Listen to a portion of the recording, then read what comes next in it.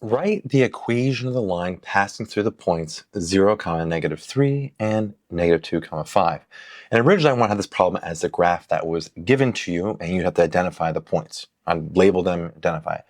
But it's kind of hard to see on a light board, so I'm identifying them for you. This point is 0, -3, and this one here is -2, +5. All right, the same process still applies. What we want to do is take these 2 points and first find the slope, okay? So our slope is our m value, and it's equal to a y2 minus y1 over x2 minus x1. The change in y over the change in x.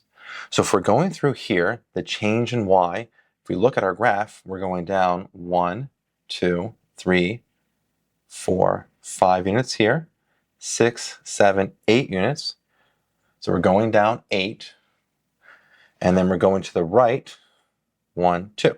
So we have -8 going down 8 over to the right 2 units.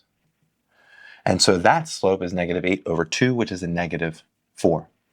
You also can manually plug these points into the equation here, y2 minus y1 over x2 minus x1, and when you subtract that, you get -8, and these two would give you a +2. Be the same thing. All right, so now we have our slope here of a -4. Our m value is a -4.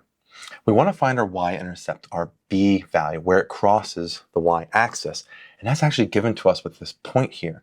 It crosses the y-axis right here at -3. When x is 0, y is -3. That's the key. It's always when x is equal to 0.